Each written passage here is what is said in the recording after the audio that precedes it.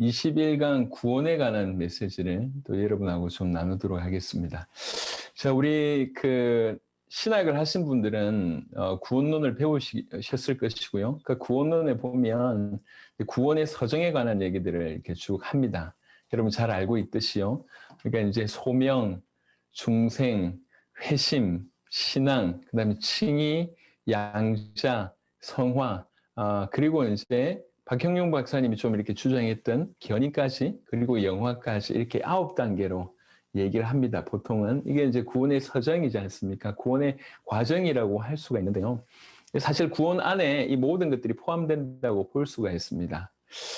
하지만 이거는 이 구원의 서정 말 그대로 죄와 허물로 죽어 있던 상태로부터 생명의 상태로 이렇게 넘어가는 과도기, 그리고 그 후의 삶의 상태, 요거를 좀 이렇게 표현했다고 하면, 중요한 건 구원은 뭐냐면 좀 이 좁은 의미로, 이게 전 과정이 구원의 어떤 과정이라고 볼 수 있는데, 구원이라고 하는 어떤 그런 핵심에 대한 얘기는 좀 다른 차원인 것 같습니다. 원래 구원은 일반적인 사전적인 의미는 뭐냐면 어떤 일반적으로 어떤 것에서 구속되고 해방되는 거, 이게 이제 구원의 의미입니다. 그래서 성경은 뭐 여러 가지로 얘기하고 있지만 우리가 기본적으로 알고 있는 게 어디에 심각하게 빠져있던 우리가 건진받는 거, 이게 이제 구원입니다. 구원의 서정은 뭘 얘기했냐면 요것의 과정에 대한 얘기였다고 하면 무슨 말씀인지 아시겠죠? 이것의 어떤 과정, 진행되는 과정에 관한 얘기였다고 하면 구원 자체에 대한 어떤 조금 좁은 의미로 도대체 뭐로부터의 구원이냐, 이건 우리가 정확하게 알고 있어야 된다는 것이죠. 그래서 즉 구원은 우리가 빠져있는 심각한 문제 가운데, 죄 가운데, 하나님을 떠나 영적인 죽음 가운데, 사망 가운데, 그리고 죄 가운데 빠져있던 우리가 거기서 거기서 건진받는 겁니다. 거기서 건진받는 과정과 건진받은 이후에 어떤 삶의 상태에 대한 부분은 구원의 서정이라고 하는 어떤 신학적인 부분으로 쭉 푸셨지만, 구원은 뭐냔 말이죠. 궁극적으로 어디서 건진받은 겁니까?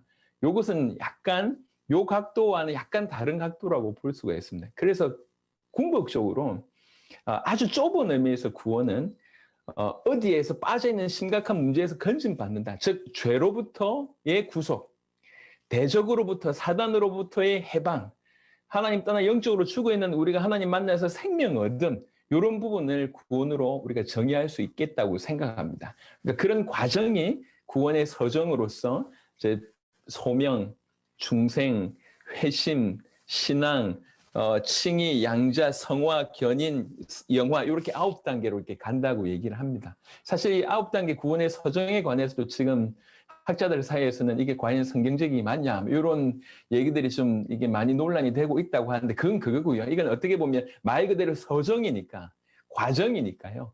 과정이지만 구원의 전체의 과정이 다 포함된다고 생각합니다. 하지만 좁은 의미로 우리가 뭐로부터 구원받았냐, 이거는 우리가 정의해야 됩니다. 뭐로부터 구원받았냐는 거죠. 죄로부터 구원받은 것이며, 대적으로부터 건진받은 것이며, 하나님 떠나 영적으로 죽어있는 죽음 가운데서 건진받았다고 우리가 할 수가 있습니다. 그 개념이 우리 가운데 잘 좀 내려져야 되겠다고 생각합니다. 자, 일단 구원에 관해서 성경은 하나님께서 구원의 하나님이심을 여러 번 얘기하셨습니다. 구원의 출발이 하나님이심을 얘기합니다. 출애굽기 15장 2절, 여호와는 나의 힘이요 노래시며 나의 구원이시로다. 그는 나의 하나님이시니 내가 그를 찬송할 것이요 내 아버지의 하나님이시니 내가 그를 높이리로다. 시편 27편 1절에 여호와는 나의 빛이요 나의 구원이시니 내가 누구를 두려워하리요. 여호와는 내 생명의 능력이시니 내가 누구를 무서워하리요. 사실 다윗의 입이 이걸 고백했는데 구원받은 자의 사실 고백이어야 된다고 생각합니다. 그가 나의 구원이시니 내가 누구를 두려워하고, 그가 나의 생명의 능력이시니 내가 누구를 무서워하리요. 시편 28편 8절에 여호와는 그들의 힘이시요 그의 기름 부음 받은 자의 구원의 요새이시로다. 이렇게 얘기합니다. 구원의 하나님이심을 우리는 다 알고 있고 그 중에도 그것을 증명하는 몇 곳을 우리가 살펴봤습니다. 자, 그러면 우리는 어디에서 구원받는가? 어디에서 구원받아야 하는가? 인간의 모든 문제 가운데 인간이 당면하고 있는 그 모든 문제에서 구원을 건진받아야 되는 것이지만 그 모든 문제의 근원이 분명히 있으니 거기에서 건진받아야 되지 않냐? 먼저는 사무엘하 22장 4절에 내가 찬송받으실 여호와께 아뢰리니 내 원수들에게서 구원을 받으리로다. 우리는 대적인 그 원수 가운데서 건진받는 겁니다. 예레미야 15장 20절 21절에 내가 너로 이 백성 앞에 견고한 노성벽이 되게 하리니 그들이 너를 칠지라도 이기지 못할 것은 내가 너와 함께하여 너를 구하여 건짐이라. 여호와의 말씀이니라. 내가 너를 악한 자의 손에서 건지며 무서운 자의 손에서 건지리라. 물론 역사가 배경되는 부분이지만 그럼에도 불구하고 하나님께서 우리를 이 악한 자의 손에서 무서운 자의 손에서 원수들에게서 건지신다고 구원하신다고 얘기되었습니다. 악한 자, 원수들, 무서운 자의 어떤 실제적인 표상은 사단이라고 할 때 사단에게서 건진받는 구원, 이것이 참된 구원이다. 구원의 어떤 요소 중에 하나다. 볼 수 있습니다. 에스겔 37장 23절에 우리가 어디에서 구원을 받느냐? 그들이 그 우상들과 가증한 물건과 그 모든 죄악으로 더 이상 자신들을 더럽히지 아니하리라. 내가 그들을 그 범죄한 모든 처소에서 구원하여 정결하게 한즉 그들은 내 백성이 되고 나는 그들의 하나님이 되리라. 그들의 범죄한 모든 처소에서 구원하겠다. 범죄한 그 처소에서 구원하겠다. 이것도 맞지만 사실 그 모든 처소에서 항상 범죄하고 있는 그 상태 가운데서 구원하시겠다, 건져내시겠다고 하는 뜻입니다. 우리 주님은 우리를 범죄한 가운데서 건져내십니다. 원수들에게서 건져내십니다. 시편 68편 20절에 하나님은 우리에게 구원의 하나님이시라. 사망에서 벗어남은 주 여호와로 말미암았거니와. 늘 얘기하지만 사망은 하나님과의 떨어짐의 다른 표현입니다. 하나님과의 관계에서 하나님과 연결되어 있는 것이 생명이고 끊어짐이 사망입니다. 우리는 그 하나님과 끊어져 있는 그 사망 상태에서 건짐을 받았다고 하는 것이죠. 다시 말씀을 드립니다. 구원론이 사실은 굉장히 어려운 학문입니다.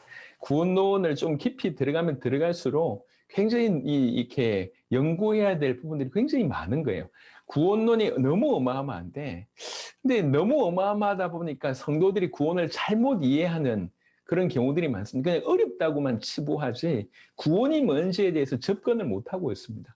충분히 성도들이 이해를 해야 될 거 아닙니까? 물론 우리가 과거부터 우리를 정하셨고 하나님의 때에 우리를 부르시고 유효적인 부르심이 있어서 우리가 거듭나게 되고 그래서 거듭남의 증거로 회심이나 회개나 이런 일들 그리고 진정한 신앙이 일어나고 우리를 의롭다 하시고 우리가 양자가 되고 그러면서 하나님께서 우리를 계속 인도하시면서 성스럽게 변화되고 궁극적으로 영화되는 이 모든 전 과정이 사실 구원의 과정이긴 한데 궁극적으로 그러면 구원이 뭐냐라고 얘기할 때 선뜻 답을 못하는 겁니다. 뭐가 구원이지?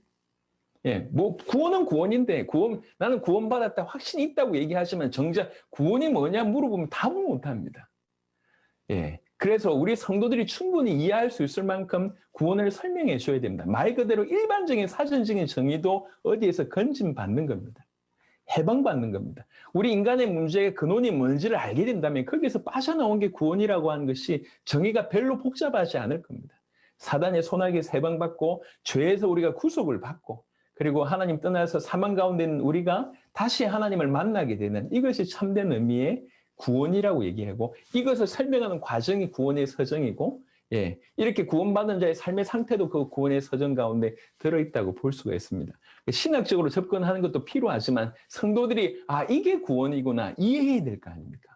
내가 구원받았다고 적어도 얘기할 때 그 말은 내가 죄 가운데서 해방받은 것이고 사단의 손아귀에서 빠져나온 것이고 내가 죽어있다가 내가 하나님을 만나서 내가 생명을 얻게 됐다라고 하는 부분들이 명확하게 전달돼야 된다는 것이죠. 어디로서부터 구원인가라고 얘기할 때 이렇게 좀 정리를 할 수가 있겠습니다. 그리고 이 구원의 구원주가 되시는 분이 그리스도이신 예수님임을 성경은 얘기하고 있습니다. 이사야 19장 20절에 이것이 애굽 땅에서 만군의 여호와를 위하여 징조와 증거가 되리니 이는 그들이 그 압박하는 자들로 말미암아 여호와께 부르짖겠고 여호와께서는 그들에게 한 구원자이신 보호자를 보내사 그들을 건지실 것임이라. 역사적인 배경이 깔려 있지만 궁극적으로 이 구원자이신 보호자는 그리스도이신 예수님을 얘기합니다. 구원자이신 보호자를 보내사 그들을 건지실 것입니다. 마태복음 1장 21절에 아들을 낳으리니 이름을 예수라 하라. 이는 그가 자기 백성을 그들의 죄에서 구원할 자이심이라 하니라. 요한복음 10장 9절에 내가 문이니 누구든지 나로 말미암아 들어가며 구원을 받고 또는 들어가며 나오며 꼴을 얻으리라. 구원받을 뿐만 아니라 풍성한 생명을 꼴을 얻는 그런 일들이 그리스도 예수의 이름으로 그분을 믿음으로 가능합니다. 사도행전 4장 12절에 다른 이로서는 구원을 받을 수 없나니 천하 사람 중에 구원을 받을 만한 다른 이름을 우리에게 주신 일이 없음이라 하였더라. 지금 이게 사도행전 4장의 배경을 여러분들이 아시듯이 공회 중에 앉아서 공회 중에 서서 지금 메시지를 하는 겁니다. 바로 그 공회는 자기의 스승이고 주님으로 모셨던 그 예수님을 죽여야 된다고 결정했던 바로 그 땅입니다. 거기에서 자칫 말을 잘못하면 죽을 수 있음에도 불구하고 거침없이 바로 그 현장에서 천하 인간의 구원 얻을 만한 다른 이름을 우리에게 주신 적이 있냐? 오직 예수로만 구원받을 수 있는 거 아니냐라고 메시지를 전했습니다. 지금 이게 우리 강단에서 회복돼야 됩니다. 예, 지금 이게 제가 아까 잠시 다루려고 하다가 좀 시간이 없어서 약간 미뤘는데요. 이 부분을 좀 전달하도록 하겠습니다. 그것에도 말씀을 좀 드렸지만 성경의 기록의 목적이 너무 선명하고요. 성경의 기록의 목적대로 사도들이 사역했음을 우리가 보게 됩니다. 예수께서 하나님의 아들 그리스도이심을 믿게 하려고 성경에 기록됐습니다. 그러면 설교도 딴 게 아니고 믿게 하도록 하는 설교여야 합니다. 우리 성도들로 하여금 지금 우리가 성도들에게 뭔가를 주고 있습니다. 뭔가 메시지를 하고 있고 양육을 하고 있고 사역을 하고 있습니다. 근데 무슨 목표를 가지고 있냐는 거죠. 이게 중요한 얘기지 않습니까? 우리가 일평생 사역을 하는데 우리의 사역의 대상인 저들로 하여금 어디에 이르기까지 사역을 해야 됩니까? 그냥 무조건 열심히 하는 것이 중요한 것이 아니라 어디로 이르기까지. 그러면서 과연 그 과정 가운데 우리는 잘하고 있는지를 돌아봐야 됩니다. 건물을 많이 짓는 게 중요한 게 아닙니다. 사람을 많이 모으는 게 중요한 게 아닙니다. 사람들 많이 모았다가 그 역사가 그냥 사람들이 흩어지고 나서 끝나는 경우들이 너무 많습니다. 오늘날도 보니까 대형 집회 위주로 뭔가를 많이 하고자 하는데 대형 집회 때 뭔가 일어납니다. 하지만 대형 집회가 끝나고 나면 원래 상태로 돌아갑니다. 별로 유익하지 않습니다. 진짜 중요한 건 한 명 한 명이 올바른 믿음을 가질 수 있도록 저들이 올바른 믿음 가져야지 흔들리지 않을 것이고 저들이 올바른 믿음 가져야지 말세에 있어야 될 그 모든 환난을 통과하며 주님 앞에 서게 될 거 아닙니까? 우리는 바로 저들로 하여금 올바른 믿음 가지고 올바로 삶을 살 수 있도록 해야 됩니다. 성도들이 삶을 사는 걸 신앙생활이라고 하지 않습니까? 신앙생활은 말 그대로 올바로 믿기 때문에 나오는 삶입니다. 근데 이 신앙생활이 초대교회하고 너무 달라요. 다를 뿐만 아니라 이게 불신자의 삶하고도 전혀 다르지 않을 정도의 수준이니까요. 근데 왜 그들이 이런 삶을 사냐라고 얘기할 때 우리가 먼저 짚어봐야 될 것은 그들의 신앙을 짚어봐야 됩니다. 올바른 신앙이 없기 때문에 그렇게 사는 겁니다. 올바른 신앙은 어디에서 나오냐면 올바른 복음에서 나옵니다. 올바른 복음이 전달되고 올바로 믿게 되면 삶은 따라오는 겁니다. 지금 목회자들의 많은 설교들을 볼 때에 이제 정말 뛰어난 분들이 많습니다만 우리가 조금 생각을 해봐야 될 부분들은 뭐냐면 너무 디테일하게 설명을 합니다. 목회 메시지를 해야 되니까. 그러니까 자존심, 자신감을 어떻게 높이냐부터 시작해서 이렇게 굉장히 세밀하게 상처받은 걸 어떻게 회복하냐 이런 삶적인 부분들을 너무 주로 많이 다루고 있습니다. 제가 느끼기에는 그렇습니다. 많은 부분. 근데 삶적인 부분을 한만 다뤄봐도 그들의 삶이 변화되는 게 별로 없습니다. 이 삶이 변화되기 위해서는 그들의 신앙을 타치해야 됩니다. 그들의 신앙은 복음에서 나옵니다. 올바른 복음이 전달되고 올바른 신앙이 타치될 때 올바른 삶이 나올 수밖에 없다고 생각합니다. 즉 다시 말해서 지금 우리가 사역을 펼치고 있는 그 수많은 대상들, 교인일 수도 있고 선교 현지의 이렇게 대상자들일 수도 있는데 그들이 어디까지 가게 해야 되는지가 우리가 정확하게 알고 있어야 됩니다. 이들의 목표는 이들로 하여금 올바른 믿음에 이르를 수 있도록 해야 됩니다. 그래서 그걸 위해서 설교해야 되고 그걸 위해서 양육해야 되고 그걸 위해서 제자 교육을 해야 되고 그걸 위해서 전도하는 겁니다. 전도가 딴 게 아닙니다. 전도는 복음 전하는 거지 않습니까? 방법이 얼마든지 다양할 수 있습니다. 하지만 전해져야 될 게 전해지는 게 전도입니다. 올바른 복음이 전해지는 게 전도고 올바른 복음이 전해지는 게 선교가 아닌가 저는 개인적으로 생각을 합니다.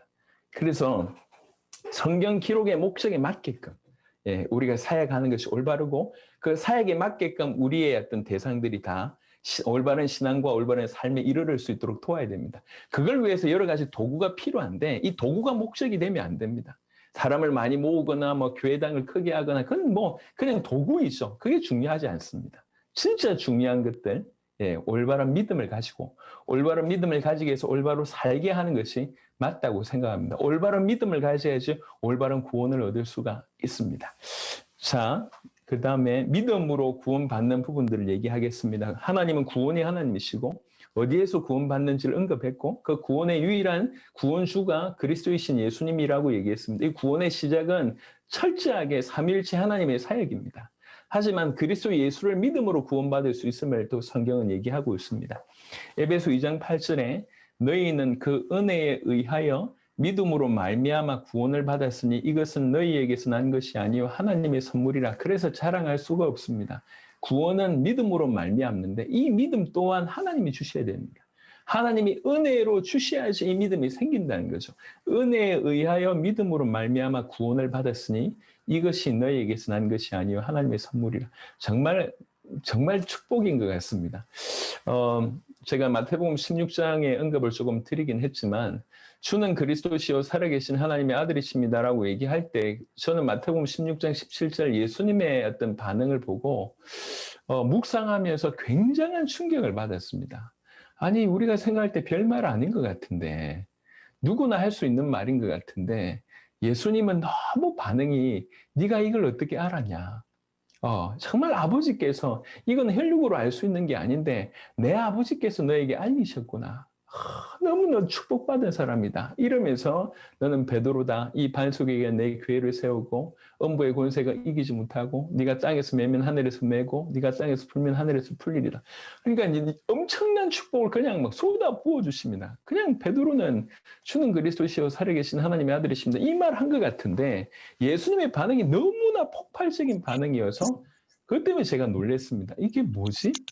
도대체 무엇이 예수님으로 하여금 이렇게 어떻게 보면 조금 흥분하게 했을까? 이런 반응을 예수님이 성경 그 어디에도 이런 반응이 없습니다. 이렇게 대놓고 강력하게 칭찬하신 적이 없습니다. 대부분의 제자들은 항상 예수님에게 책망을 받죠.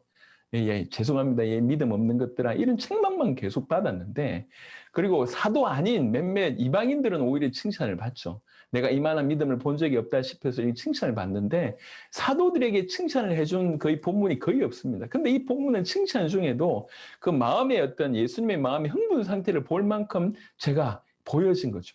야, 도대체 뭔데 이렇게 하시나? 야, 이 정도로 하나님께서 이게 베드로의 어떤 실력이나 능력이나 힘이 아니라 이 복음을 베드로에게 알게 하신 그 사건이 그만큼 놀라운 사건이구나. 이 메시지를 지금 제가 적지 않은 많은 사람들에게 지금까지 전해왔습니다. 숫자로 헤아릴 수가 없는 사람들한테 이 복음을 전해왔습니다. 예수님이 하나님의 아들 그리스도이심을 계속 전했는데 그래도 양심적인 사람들은 고개를 끄덕입니다. 왜? 제가 틀린 말을 하지 않으니까 성경에 있는 얘기를 하니까. 그리고 이제 뭐 제 개인적으로 해석하고자 한 것만 뽑아내가지고 제가 이제 자의적으로 해석한 것이 아니란 걸 신학을 하신 분들이 다 아니까 다 고개를 끄덕이고 꽤나 많은 사람들은 동감을 하고요. 그리고 이제 이렇게 좋은 거다라고 얘기를 합니다. 그리고 참고하고 싶다. 아니면 뭐 이런 얘기를 하는데 마음에 마태복음 16장 베드로에게 일어났던 일들이 별로 없는 겁니다. 사실 그 베드로에게 일어났던 그런 일들이 있는 사람들마다 큰 변화가 일어났습니다. 아까 라미레스 목사님도 그와 같은 사람이고요. 라미레스 목사님 메시지 전할 때 라미레스 목사님을 포함해서 수십 명의 목사님이 그 자리에 앉아 있었습니다. 그리고 다 고개를 끄덕이셨습니다. 그리고 다 와가지고 저하고 사진 찍고요. 대단하다면서 뭐 어깨 두들겨주고 뭐 이렇게 뭐 식사 대접도 다 해주고요. 그래놓고 그다음 조용해지셨습니다. 그냥 좋은 거다 이렇게 받아들이신 거죠. 좋은 거다, 아름다운 거다, 참고할 만한 거다. 거기서 딱 끝입니다. 거기서. 하지만 마태복음 16장 베드로에게 하나님께서 계시하셨던 것처럼 계시받은 인생들은 그 자리에 가만히 있지 않으시더라. 그냥 속에서 불이 타서 정말로 내 나라 살리고 세계 살려야 되겠다. 은퇴하실 나이에 돌아보고 내가 지금 집안이 있어야 될 게 아니다. 이러면서 막 뛰시기도 하고. 콜롬비아의 벨무데스라고 하는 목사님이 계십니다. 사도라고 칭함을 받는 분이세요. 대단하신 분입니다. 목회를 40년 하는 동안에 거의 500개 교회를 세우셨습니다. 이렇게 연합해서 교회 주도적으로 500개 교회를 세우고 신학교를 5개 정도 운영을 하셨고, 그것도 각 나라에, 여러 나라에 엄청난 이렇게 연권의 소유자라서 어떤 집회에는 10분 동안 기적이 수백 개 일어나기도 했고요. 그리고 작가입니다. 책을 몇 권 쓰셨고 이런 분입니다. 이런 분이 30분 제가 메시지 전하는 곳에 딱 충격을 받으시니 저를 찾아왔어요. 찾아와서 이런 얘기 했습니다. 이 메시지가 아니면 세계를 바꾼 메시지가 없다. 이러면서 그때부터 이분은 사실 이제 아까 라미레스 목사님하고 연배가 비슷한데 은퇴하시고 이제 자기 가정 돌보시는 이런 어떤 마지막 때였는데 내가 지금 집에 머물러 있을 때가 아니다. 이러면서 일어나서 그때부터 지금까지 수년 동안 이 복음을 같이 전하고 있고 지금도 왕성하게 콜롬비아는 내가 살린다. 이런 마음으로 뛰고 있습니다. 그러니까 무슨 차이냐면 어떻게 계시되느냐의 차이인 것 같아요. 어떻게 전달되느냐. 이 복음이 다 좋은 복음이지 않습니까? 제가 지금 제가 메시지 한 거 보고 이렇게 꼬투리 잡으실 분들은 얼마든지 있을 것 같습니다. 제가 말에 실수가 많은 사람이라 그리고 이제 가끔 이제 조금 죄송합니다 해놓고 좀 강한 말도 하지 않습니까? 얼마든지 꼬투리 잡을 수 있는 부분이 많은 것 같습니다. 원래 제가 흠이 많아서 근데 그래도 양심적으로 보면 99%는 그래도 성경에 있는 그대로를 얘기하니까 다 좋아하세요. 은혜 받아 하시고 그리고 이렇게 전 세계에 일어난 역사들을 보면서 다 놀라워하시고 다 좋아하십니다. 하지만 마태복음 16장처럼 계시받는 분들은 다른 분이에요. 이게 차이인 것 같습니다. 그분들은 가만히 있지 않으신다. 우리 지금 꾸준히 참여하신 우리 선교사님들은 다 그런 분들인지 보이십니다. 지금 어떤 분들을 보니까 화면을 뚫고 나오실 것 같아요. 조금만 눈빛을 깔아앉아 주세요. 제가 보니까 확 나오실 것 같아. 너무 감사합니다. 여튼 그래서 이게 계시가 우리의 차원이 아닌 것 같습니다. 하나님이 알려주신 것 같습니다. 하나님이. 정말 이게 복음이구나. 그리고 이제 제가 얘기하는 거 보시면 알지 않습니까? 제가 어느 정도 수준인지 뭐 바닥 다 드러나잖아요. 이렇게 뛰어나지 않습니다. 그런데 하나님께서 이렇게 전 세계 중요한 제자들을 일으키시면 제 능력이 아닙니다. 하나님이 하신다는 거죠. 마지막 때. 하나님이 일으키셨구나, 전 세계에. 이렇게 좀 봐주시면 이게 어마어마한 하나님의 역사로 또 연결될 거라고 저는 확신합니다. 제 능력은 없지만 하나님이 허락하신다고 하면 이 복음 가지고 세계복음 할자 분들이 같이 연합해서 충분히 우리 세대의 세계복음을 할 수 있으리라 생각합니다. 그래서 중요한 건 뭐냐면 정말 이것이 믿어지는 거죠. 이게 정말 마태복음 16장처럼 계시되는 거죠. 그런 은혜를 사모했으면 좋겠습니다. 벨무데스 목사님은 메시지 할 때마다 이렇게 자주 표현합니다. 하나님이 우리를 불쌍히 여겨주셔야 합니다. 하나님이 우리를 긍휼히 여겨주셔야 됩니다. 우리에게 더욱 은혜를 주셔야 됩니다. 이런 표현을 자주 쓰거든요. 우리에게 그게 필요한 것 같습니다. 정말 우리는 낮은 자로 더욱 계시가 필요하고 그러니까 계시라고 하는 단어를 이단들이 잘못 사용해서 이상한 거를 얘기하면서 이걸 계시라고 오용해서 문제지. 원래 성경은 계시의 책이지 않습니까? 하나님이 알게 하셔야지 아는 것이 성경이지 않습니까? 그러니까 하나님이 알게 하신다라고 하는 차원의 의미로 계십니다. 이 복음에 대한 계시가 그래서 우리에게는 더욱더욱 필요한 것 같습니다. 이게 하나님께서 계시하시고 은혜 주셔야지 이게 믿음으로 우리에게 다가온 것 같습니다. 사모하는 저와 여러분 되었으면 좋겠습니다. 로마서 10장 9절부터 10절에 네가 만일 네 입으로 예수를 주로 시인하며 또 하나님께서 그를 죽은 자 가운데서 살리신 것을 네 마음에 믿으면 구원을 받으리라. 사람이 마음으로 믿어 의에 이르고 입으로 시인하여 구원에 이르느니라. 그런 예수님을 주라고 시인하는 상황은 죽음의 상황임에도 불구하고 예수님을 주라고 시인하는 것은 참으로 믿음 아니면 불가능한 일인 것 같습니다. 데살로니가 후서 2장 13절 주께서 사랑하시는 형제들아 우리가 항상 너희에 관하여 마땅히 하나님께 감사할 것은 하나님이 처음부터 너희를 택하사 성령의 거룩하게 하심과 진리를 믿음으로 구원을 받게 하심이니 진리를 믿음으로 구원을 받게 하시니 마가복음 16장 16절 믿고 세례를 받는 사람은 구원을 얻을 것이요 믿지 않는 사람은 정죄를 받으리라. 로마서 1장 16절 내가 복음을 부끄러워하지 아니하노니 이 복음은 모든 믿는 자에게 구원을 주시는 하나님의 능력이 됨이라. 먼저는 유대인에게요 그리고 헬라인에게로다. 저는 로마서 1장 16절이 신학적으로 이해되는 것이 아니라 점점 이 복음을 전하는 중에 또 전 세계가 살아나는 걸 보면서 제가 늘 느끼는 건 뭐냐면 정말 복음이 큰 거구나. 이렇게 계속 깨달아지는 거예요. 이 복음이 너무 큰 건데 내가 이 복음을 너무 몰랐구나라고 하는 생각이 점점 듭니다. 가까이 가면 갈수록 하나님 역사를 보면 볼수록 이 복음이 이렇게 큰 것이었나라고 하는 생각이 들고 이렇게 큰 것이라고 생각이 들면 들수록 다른 건 다 상대화가 되는 거죠. 그리스도가 절대가 되니까 다른 게 다 상대화가 되는 일들이 벌어지는 겁니다. 그래서 저와 여러분들에게도 앞으로 이제 로마서 1장 16절에 말씀한 것처럼 이 복음은 모든 믿는 자에게 구원을 주시는 하나님의 능력이다라고 고백할 만큼 그 어떤 것도 이 복음하고는 견줄 수 있는 것이 없습니다. 이 복음이 들어가니까 저 쿠바의 사람들이 생명 걸고 미국의 사람들이 생명 걸고 파키스탄, 인도가 생명을 걸고 저 중국에 있는 사람들, 일본에 있는 사람들이 생명 걸고 유럽에 있는 사람들, 아프리카에 있는 사람들이 생명 걸고 엊그제 이제 국제제자 토요일 날 국제제자 모임할 때는 아프리카에 특별히 북아프리카에도 꽤 많이 들어왔습니다. 북아프리카는 거의 이슬람권이거든요. 모로코, 모리타니, 에티오피아, 튀니지 이런 데서 그때 들어오셨습니다. 생명 걸고 복음 전하고 있습니다. 이런 분들이 들어와서 희한하죠. 저는 그냥 요것만 얘기했습니다. 예수님이 하나님의 아들 그리스도이십니다. 이걸 올바로 믿어야 되겠습니다. 올바로 믿고 그렇게 살아야 되겠습니다. 올바로 믿으면 더 이상 자기를 위해서 살지 않고 주를 위해서 살아야 될 것이 아닙니까? 주를 위해서 산다는 것은 주님 오심을 준비하는 삶입니다. 그것은 세계복음하고 연결되어 있습니다. 그냥 요 말만 했습니다. 이 말만 풀어냈을 뿐이고 이 말을 전달하기 위해서 최대한 낮아져서 헌신하고 겸손하게 섬겼을 뿐인데 이게 이분들에게 터져서 여러분 보셔서 알겠지만 이분들이 가만히 있겠습니까?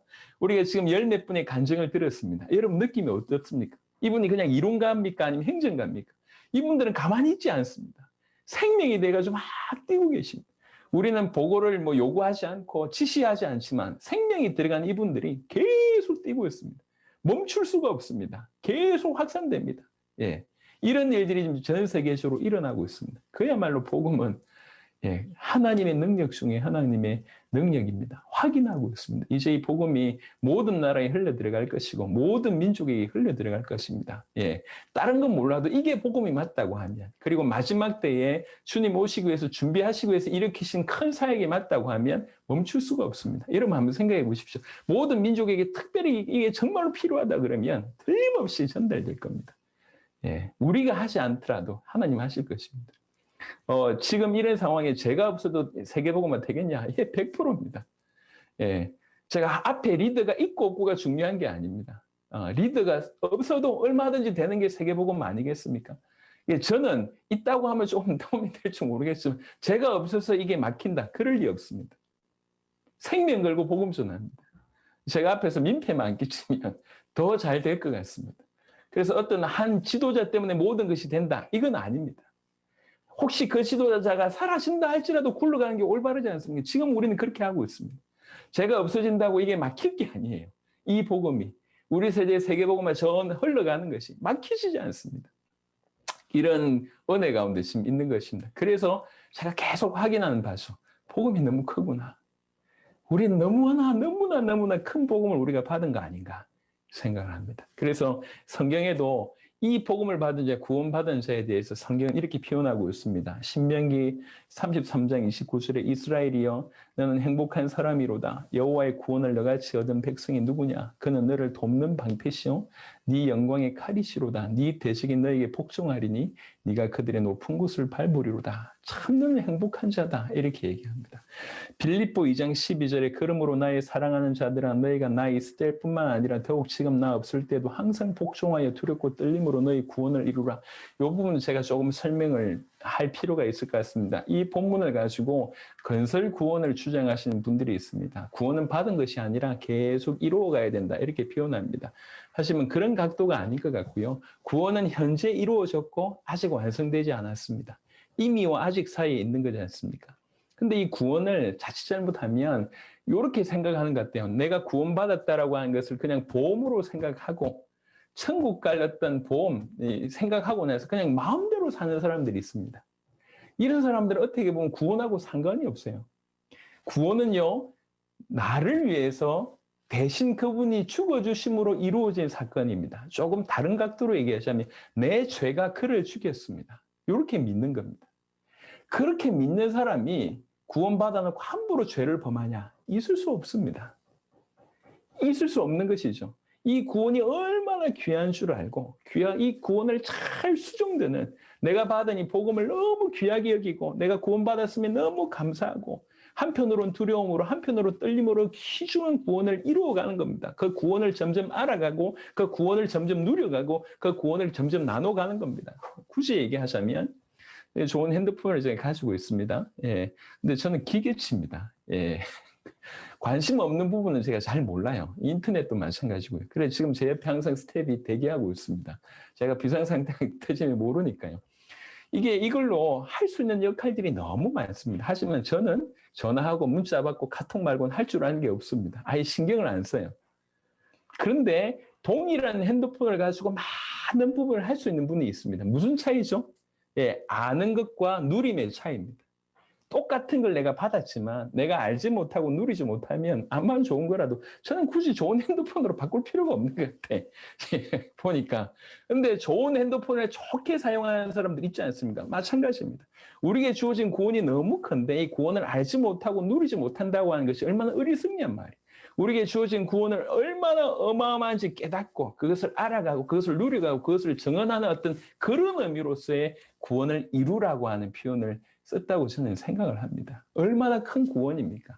그래서 이거는 이제 구원 못 받았으니까 열심히 구원을 건설해서 나중에 구원받아라 라고 하는 차원이 절대로 아닙니다. 우리가 이미 알고 있는 바 구원은 사단의 손아귀에서 건진받은 것이고 우리의 죄가 구속받은 것이고 예, 하나님을 떠나 있던 우리가 하나님을 만난 겁니다. 이게 어떻게 갑자기 돌아갈 수 있냔 말이에요. 이럴 수가 없습니다. 이걸 우리가 어떻게 노력해서 얻어낼 수 있습니까? 그럴 수 없습니다. 단번에 이루어진 것입니다. 하지만 아직 완전이라고 하는 것은 이 땅에 존재하지 않기 때문에 이미 이루어졌으나 아직 완성되지 않았기 때문에 그 과정 가운데 이루어가는 겁니다. 알아가는 거고 누려가는 거고 발견해가는 거고 전해져야 되는 이런 부분들을 구원을 이루라고 우리가 볼 수가 있습니다. 자, 오늘 사실 뭐 구원론이라든지 영접이라도 하든지 이런 것들을 우리 목사님들이 잘 아시고 계신 내용이지만 성도들에게 올바로 좀 전달하는 부분들을 우리 한번 생각해보자라고 하는 내용으로 예수를 그리스도로 믿는 믿음과 그다음에 영접과 구원을 전달했습니다. 혹여 이제 제가 전한 메시지 중에 혹시 성경적으로 틀림이 있거나 아니면 수정해야 될 내용들이 있다고 하면 얼마든지 저한테 글을 보내시면 성경 그대로 맞다고 할 때는 100% 제가 전한 것에 대해서 수정하고 받아들일 용의가 있습니다. 가르침을 허락하시면 기꺼이 받아들이도록 하겠습니다. 기도하겠습니다. 하나님 감사합니다.